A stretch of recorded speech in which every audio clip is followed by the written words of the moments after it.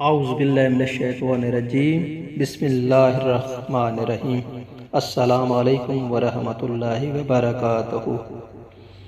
کتاب اللہ کے بعد روئے زمین پر سب سے زیادہ پڑھی جانے والی کتاب 6 لاکھ احادیثوں کے مجموعہ سے چھانٹ کر لکھی گئی کتاب کون سی ہے، اس کے مصنف کون ہے، آج کی ویڈیو میں یہ سب آپ کو بتائیں گے۔ پوری اسلامی تاریخ میں صحابہ کرام کے بعد جو چند گنے چنے نقوش قیامت تک کے لیے صد مایہ افتخار ہے، ان میں امام بخاری کا نام نامی بھی شامل ہے۔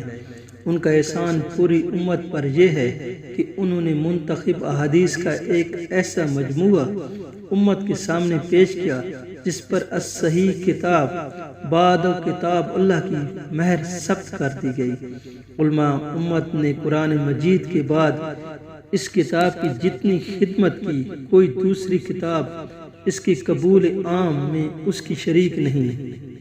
یہی وجہ ہے کہ امام صاحب کی محبت احادیث و سنت سے شفق رکھنے والوں ہر مسلمان کے دل میں ہے۔ ان کو بجا طور پر امیر المومنین فی الحدیث کا لقب حاصل ہے۔ ان کی اس مقبولیت میں ان کی ذہانت، قوت حافظہ، محنت شاقہ کے علاوہ تقوی، دیانتداری، خشیت الہی اور اخلاص کو خاص عمل دخل ہے۔ امام بخاری رحمۃ اللہ علیہ کی تنصیفات 20 سے زائد ہیں، لیکن جس کتاب نے امام صاحب کو 4 دانگ عالم میں شہرت عطا کی وہ ان کی مشہور زمانہ کتاب صحیح بخاری ہے۔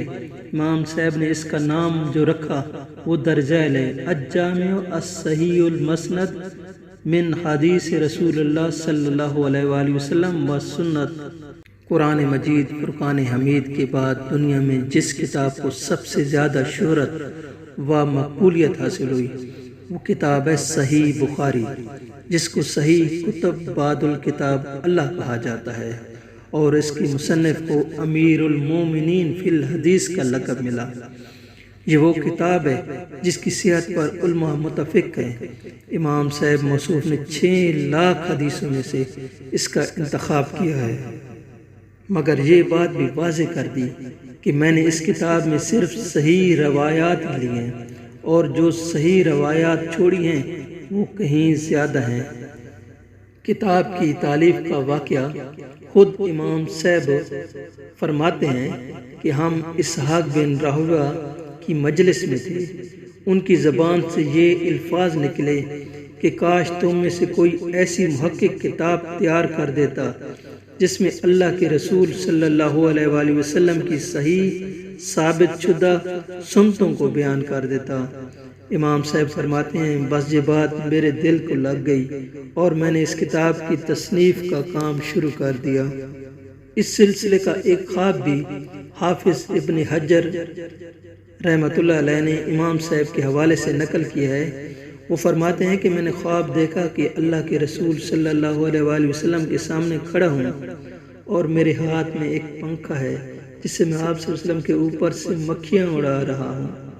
میں نے بعض تعبیر دینے والوں سے خواب کی تعبیر پوچھی تو انہوں نے کہا کہ تم اللہ کے رسول صلی اللہ علیہ وآلہ وسلم کی طرف منسوب غلط باتوں کو دفع کرو گے۔ امام بخاری رحمۃ اللہ علیہ نے کتاب کی تصنیف اور احادیث کے انتخاب میں فنی دیداوری کے ساتھ غایت درجہ ادب و احترام کا اہتمام فرمایا۔ وہ خود فرماتے ہیں کتاب صحیح میں جب میں کوئی حدیث لکھتا تو اس سے پہلے غسل کرتا اور 2 رکعتیں ادا کرتا۔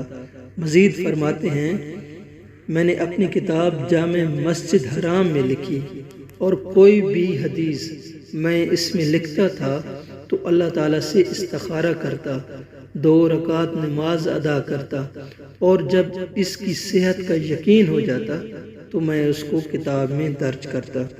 حدیث کے علاوہ تراجم ابواب لکھتے وقت بھی ان کے اہتمام کا حال یہ تھا کہ اس کے لیے بھی نماز ادا فرماتے، اور یہ بھی منقول ہے کہ یہ سب تراجم امام صاحب نے مسجد نبوی میں ریاض الجنہ میں بیٹھ کر تحریر فرمائے ہیں۔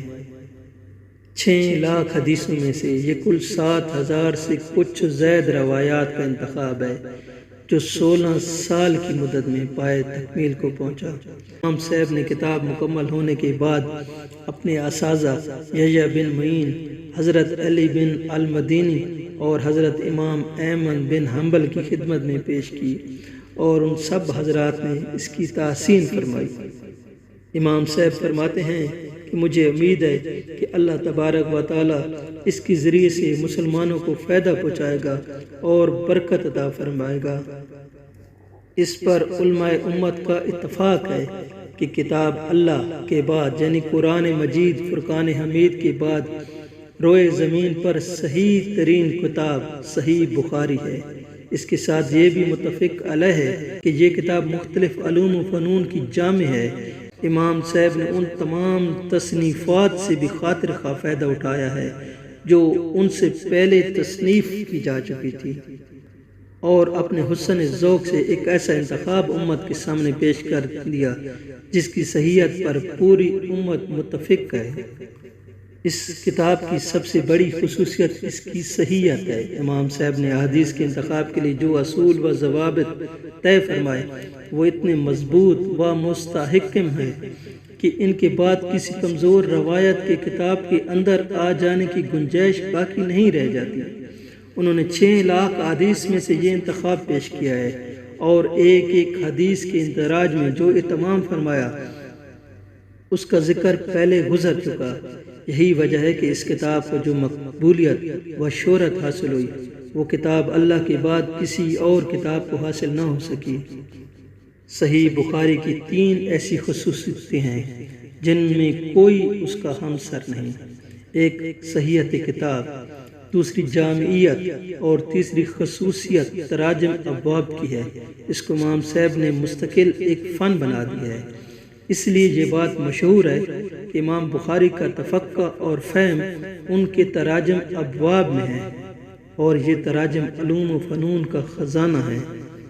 علمی تاریخوں سے طویل اشتغال کے باوجود ہم علماء و حکماء کی کسی کتاب کے بارے میں یہ نہیں کہہ سکتے کہ اس فن کے ماہرین نے اس قدر اس پر توجہ دی ہو، اس کی باریکیوں میں گئے ہوں، اس کی مشکلات کو حل کیا ہو، حتیٰ کہ بال کی کھال نکالی ہو، جتنا محدثین نے صحیح بخاری کے ساتھ کیا۔ اور یہ صرف مصنف کتاب کے اخلاص، فن حدیث کے لیے یکسو ہو جانے، اس کے لیے جہد مسلسل کرنے اور اپنے آپ کو فنا کر دینے کا نتیجہ تھا۔ ان کی مثال اس شہد کی مکھی کی ہے جو پھول کے آخری قطرے کو بھی چوس لیتی ہے، پھر لوگوں کے لیے اس کو صاف و شفاف شہد میں تبدیل کر دیتی ہے۔ صحیح بخاری کے تراجم ابواب کی شرح و ترجمانی کے لیے ائمہ و علماء نے مستقل کتابیں تصنیف کی ہیں۔ علماء متقدمین کے علاوہ ہندوستان میں حضرت شاہ ولی اللہ کا نام اس سلسلے میں نمایاں ہے، جن کی کتاب رسالۃ الشرح تراجم البخاری مشہور ہے۔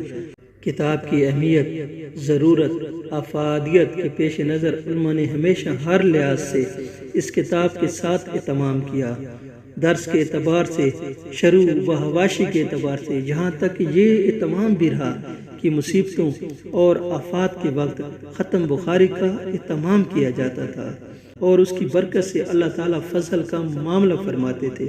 صحیح بخاری کی جتنی بھی شرحیں لکھی گئی تھیں اس میں کوئی اس کا شریک نہیں، اور کہا جاتا ہے کہ اس کی صرف شرحیں 300 سے زائد لکھی گئی ہیں، اور ان تمام شروعات میں جن 2 شرحوں کو قبول عام حاصل ہوا ان میں سرفرست حافظ ابن حجر عسقلانی رحمۃ اللہ علیہ کی فتح الباری ہے، اور دوسری ممتاز ترین شرح علامہ بدر الدین عینی رحمۃ اللہ علیہ کی عمدۃ القاری ہے۔